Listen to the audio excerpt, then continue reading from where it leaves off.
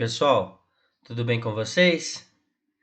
Rui Monteiro aqui, começando mais um vídeo do canal Rankings do Futebol Brasileiro. E essas imagens que vocês estavam vendo aqui antes, essa piração toda aí tem a ver com o tema do vídeo de hoje, né? Que a gente vai entrar daqui a pouco, vocês já podem observar aí pela thumb do vídeo que tá aí na tela agora, aqui do meu lado. Tá certo? Antes da gente começar, só aqueles recadinhos de sempre. Deixar o like aí, se não for inscrito aqui no canal ainda, inscreve aí. Isso é muito importante pra gente, né? Aciona o sininho para você ser notificado. Nós estamos precisando de números, né? De likes, de inscrições, consequentemente de visualizações. Então compartilhe o vídeo aí se você gostar, tá bom? Essa força é muito importante pra gente que tá começando agora. Vamos então direto para o assunto. É o seguinte, esse é o segundo vídeo do Edições Limitadas, né? Edições Limitadas número 2. E agora eu vou pegar logo já duas edições da Copa do Brasil, né? A Copa do Brasil de 2008 e a Copa do Brasil de 2014. Vocês já estão vendo aí na tela que o assunto é reviravoltas épicas. Mas não é apenas um jogo ou outro. Por que que eu escolhi essas duas edições? Porque são duas edições que a incidência de reviravoltas, né, ela é maior do que nas outras competições, né, do que nas outras edições. Aí já vamos delimitar uma situação aqui. Eu levei em consideração apenas aqueles confrontos que começam com 2-0 ou mais, né, com a diferença de 2 gols ou mais no primeiro jogo. Então o time venceu por 2 gols ou mais de diferença no primeiro jogo, e houve uma reviravolta, o time que perdeu nessa primeira partida classificou, então vai entrar aqui nesse vídeo hoje. Por que que eu escolhi 2008 e 2014? Vocês vão ver aí nessa tela de agora. 2-0 é fácil de reverter na Copa do Brasil? Se a gente perguntar assim, pode até parecer uma coisa que não é tão difícil. Mas se a gente for ver os dados históricos, nós vamos perceber que é bem difícil disso ocorrer, né? Primeiro que entre 1996 e 2016, durante 21 edições, portanto, quem vencesse por 2-0 fora de casa na primeira e na segunda fase já eliminava o segundo jogo. Isso aconteceu 220 vezes. Vocês estão vendo aí na tela, né? Outras 340 vezes, um time que abriu vantagem de 2 ou mais gols, né? Outras 340 vezes, um time abriu vantagem de 2 ou mais gols, né? Das quais apenas 35 delas houve a reviravolta, 10%. Ou seja, seja na primeira e na segunda fase, durante esse período, que o time da casa abriu 2-0, na maioria das vezes ele consegue avançar, e seja nas fases mais avançadas, quando um time abre 2-0 ou 3-0, né, ou 2 gols de diferença ou mais, ele consegue avançar. Só em 35 vezes. Então, ou seja, nós estamos na 32ª edição da Copa do Brasil, agora em 2020, né, e nas 31 edições iniciais, entre 89 e 2019, a média disso acontecer uma vez por edição, né? Por que que eu peguei essas edições de 2008 e de 2014? Porque elas não ocorreram uma vez, elas ocorreram várias vezes durante a competição, né? Então, de alguma maneira, para alguns times, essas edições foram marcadas por essas reviravoltas, né? E aí vocês já estão vendo as viradas que ocorreram em 2008. Eu vou citar todas elas aqui agora e daqui a pouco nós vamos entrar na história de uma por uma aí, né? Entender um pouco das curiosidades que envolveram essa partida, né? Declarações dos envolvidos, os times, né? Como que aconteceu a virada no segundo jogo, né? Demorou, foi difícil, foi rápido, foi fácil, né? Então vamos lá. Em 2008, na primeira fase, o Coruripe de Alagoas, que era o atual campeão alagoano, Coruripe, e ganhou 2 títulos seguidos, né, em 2006 e 2007, abriu uma vantagem sobre o Juventus da Moca de 4-1 no primeiro jogo lá em Alagoas, e o Juventus da Moca lá na Rojavari fez 5-1 e conseguiu classificar. Na segunda fase, o próprio Juventus provou desse veneno, porque ele vai abrir na Rua Javari 2-0 contra o Náutico, né? O Juventus que estava nessa Copa do Brasil, porque tinha sido campeão da Copa Paulista de 2007, né? Vai abrir 2-0 contra o Náutico e o Náutico vai fazer 3-0 no jogo da volta e vai conseguir classificar.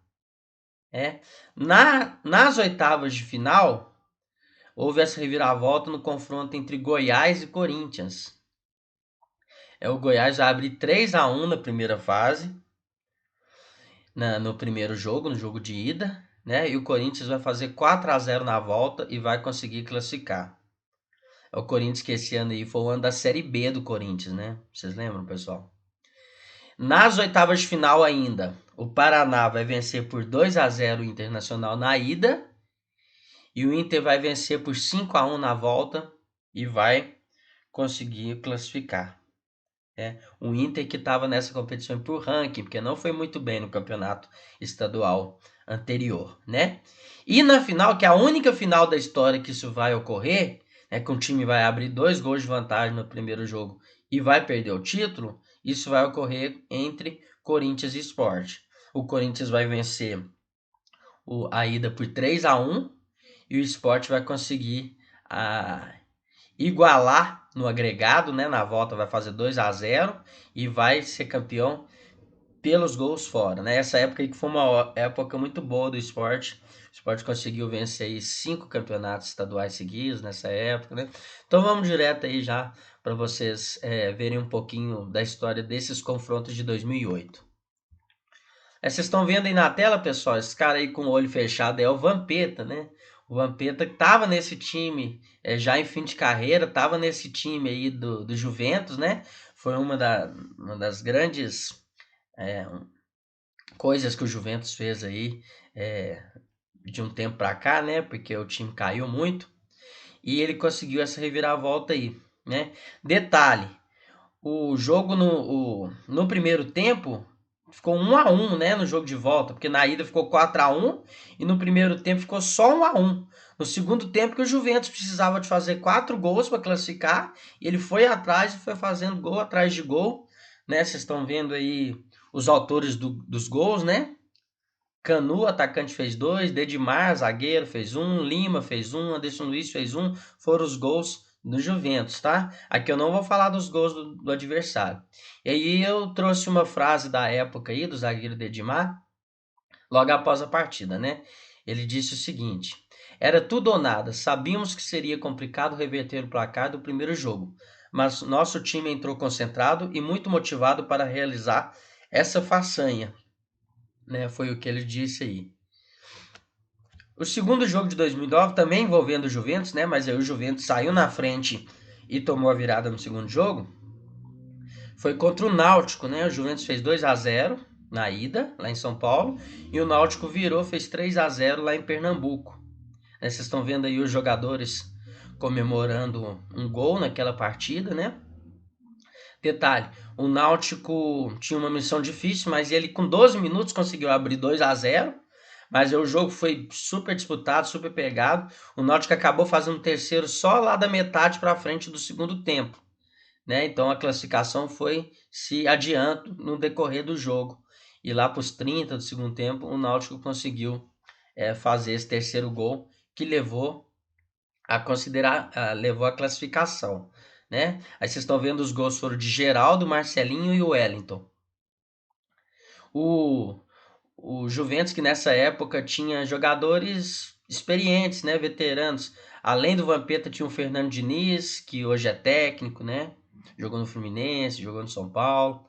Tinha também o Fernando Miguel, volante importante, que jogou no Internacional. Então era um time bem veterano, assim, bem experiente.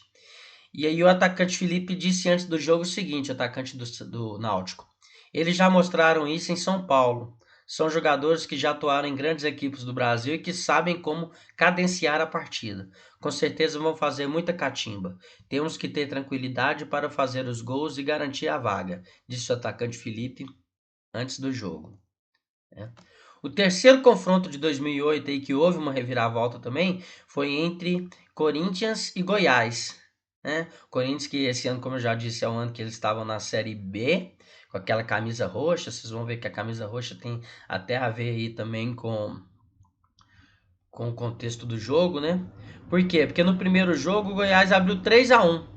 E nessa situação, inclusive, um dos diretores do Goiás chegou a dizer que o Goiás iria chupar uvas roxas nas oitavas de final. Foi um jogo das oitavas de final, fazendo referência à camisa roxa que o Corinthians usou nessa temporada, né? Vocês estão vendo aí o Felipe, goleiro, comemorando um gol com uvas verdes, né? Então depois que acabou o jogo, ele pegou um cacho de uvas verdes ali e foi fazer uma brincadeira, responder a provocação.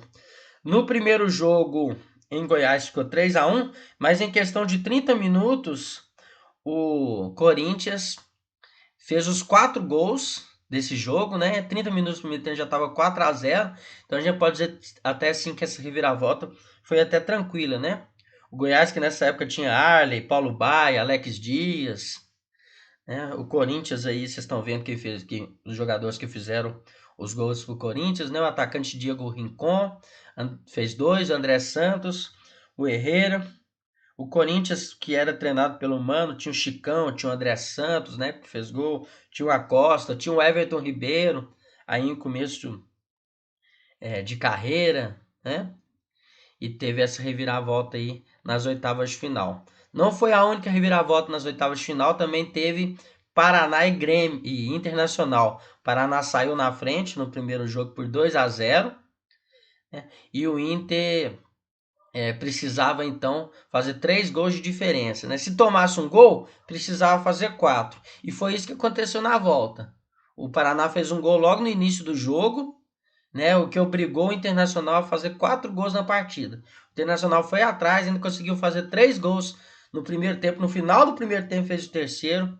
Foi para o intervalo com 3-1, ainda precisava de fazer um gol. Aí no segundo tempo ainda fez 2 gols e conseguiu essa reviravolta aí. Vocês estão vendo o Andrezinho, que fez 2 gols nessa partida, né? Comemorando um dos gols dele. Estão vendo embaixo aí também o Magrão, que também fez gol nessa partida, comemorando, né? O Paraná, que não foi campeão nesse ano, né? Porque quem foi campeão nesse ano foi o Paranavaí. O Paraná que era dirigido pelo Paulo Bonamigo. O Internacional era dirigido pelo Abel Braga nessa época. O Internacional também contava com outros jogadores importantes aí, o Klemer, goleiro, o Nilmar, atacante. Né, vocês estão vendo aí o Andrezinho fez 2 gols, o Índio fez 1, o Magrão fez 1 e o Fernandão fez 1 gol também pelo Internacional. E a virada da grande final, né? Que teve esse cara aí da tela como o principal nome do jogo, que foi o Carlinhos Bala.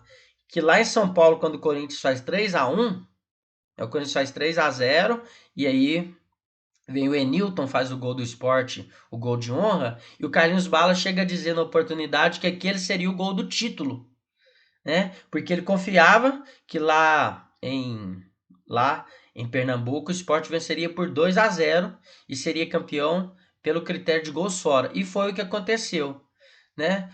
Aos 30 e poucos do primeiro tempo, o Carlinhos Bala fez um gol, né, chutando forte ali, cruzado do lado direito, né?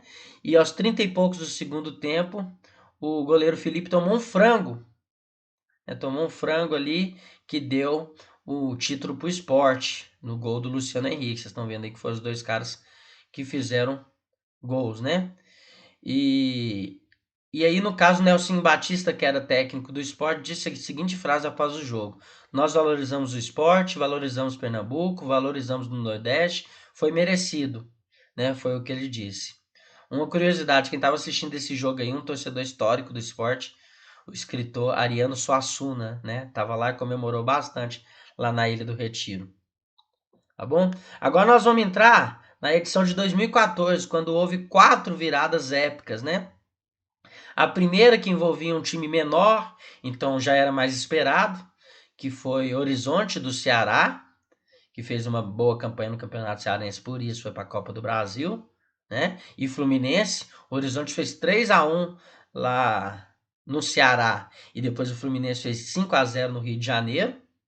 Nas oitavas de final, Curitiba fez 3-0 no jogo de ida contra o Flamengo. Zé Love fez gol, né? Zelov estava no Curitiba nessa época. E o Flamengo conseguiu voltar ao 3-0 no segundo jogo, vencendo nos pênaltis, passando para as quartas de final. Nas quartas de final, o Corinthians faz 2-0 em cima do Atlético no jogo de ida e o Atlético consegue virar 4-1 na volta. E na semifinal, o Atlético repete o feito, né, dessa vez em cima do Flamengo. Né? O Flamengo faz 2-0 no Maracanã e o Atlético faz 4-1 na volta no Mineirão. Né? Depois o Atlético vai ser campeão dessa edição em cima do rival Cruzeiro. Tá certo? Vamos direto então para a história desses jogos aí, né? Aí vocês estão vendo o Fred e o Conca comemorando um gol no jogo de volta, né, contra o Horizonte. E o volante Diguinho disse após a derrota lá no Ceará: com a qualidade que sabemos que temos, é possível reverter. E foi o que aconteceu, né? O Fluminense precisava fazer 3 gols. Logo no primeiro tempo ele já faz os 3 gols, né? Não podia tomar gol, porque se tomasse gol no segundo tempo, ia para os pênaltis. Se ficasse 3-1, porque foi 3-1 na ida. E o Fluminense ainda consegue fazer mais 2 gols e passa de fase. Aí vocês estão vendo quem foram os jogadores que fizeram os gols para o Fluminense, né? Isso foi estreia do Cristóvão Borges no comando técnico do Fluminense. Conca fez um gol, Rafael Sobis fez um gol, Wagner fez um gol, Gum fez um gol e Fred fez um gol. Esse que era o time do Cavalieri, ainda tinha o Carlinhos, tinha o Jean, jogadores que ganharam títulos importantes anteriormente aí, né? Basicamente era o time ainda que foi campeão em 2010, 2012, né? Final ali da época da Unimed. Então era o grande time do Fluminense, eles não tiveram muita dificuldade para reverter essa situação no Rio de Janeiro. O segundo jogo que eu separei aqui de 2014 para a gente ver um pouco da história dele é esse Flamengo e Coritiba. O Coritiba que estava nessa competição aí porque foi o campeão estadual de 2013, né? E o Flamengo que entrou já nas oitavas, porque estava disputando a Libertadores. Nesse ano aí, assim como é até hoje, em 2020, quem disputa a Libertadores entra na oitava, né? Então o Flamengo entrou na oitava e o primeiro confronto do Flamengo nas oitavas já foi logo contra o Coritiba, né? E o Coritiba fez 3-0 no primeiro jogo, né?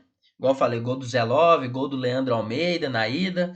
E o Flamengo consegue devolver o resultado 3-0 na volta com 2 gols do Alexandre. Vocês estão vendo aí os 2 gols de pênalti, né? O segundo muito reclamado, já no segundo tempo. No final da partida, o Eduardo Silva, faltando uns 10 minutos para acabar, vai lá e faz o terceiro e leva a disputa para os pênaltis, né?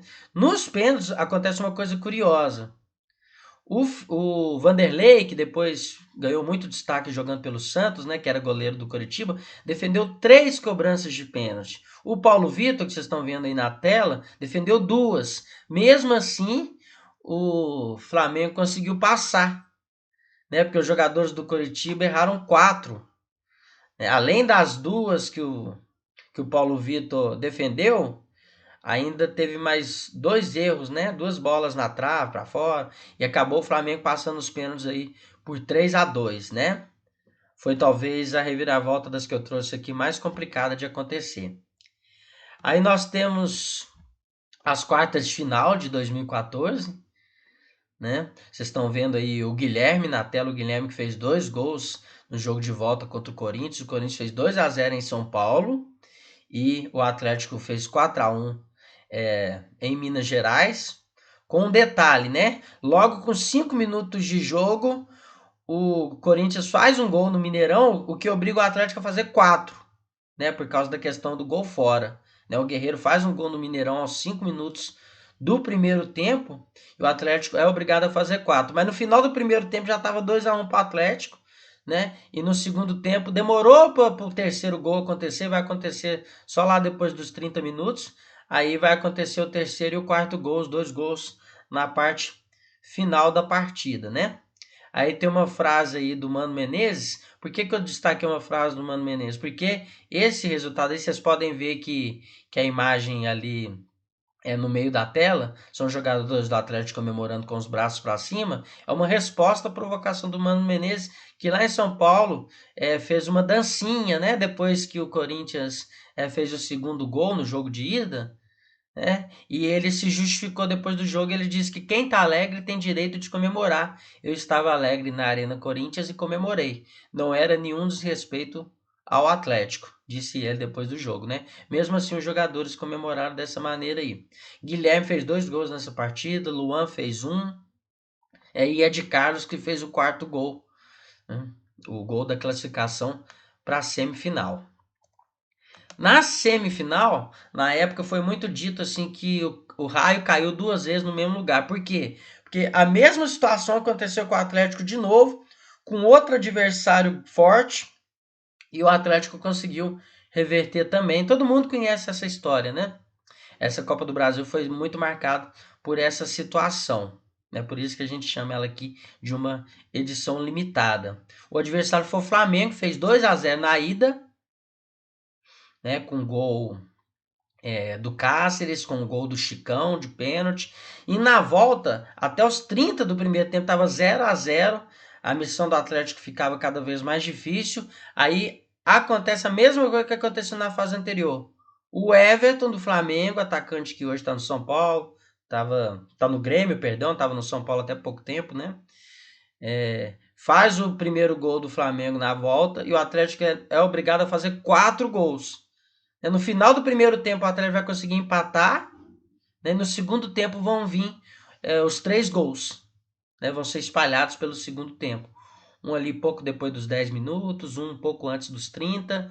E o gol do Luan, que é o 4º gol, no final do jogo, vai levar o Atlético para a final. Depois o Atlético vai vencer essa Copa do Brasil. Né? E o que o Levi Coupe, que era treinador do Atlético, falou depois do jogo? Ele disse o seguinte: o grito de fora para dentro do torcedor acreditando foi assim uma empatia, uma fusão que o Flamengo não conseguiu conter. Então foi aí uma virada épica do Atlético. O Carlos fez gol, o Maxwell fez gol, o Dátolo fez gol e o Luan fez o gol da classificação. Né? Então tá bom, pessoal? Eu trouxe essas 2 edições da Copa do Brasil aí para vocês nesse vídeo. Espero que tenham gostado. E agora, para terminar o vídeo, eu vou deixar aqui o gol do Luan visto da arquibancada, o 4º gol do Atlético contra o Flamengo nesse jogo de volta aí da semifinal de 2014. Tá bom, pessoal? Um abraço e até mais.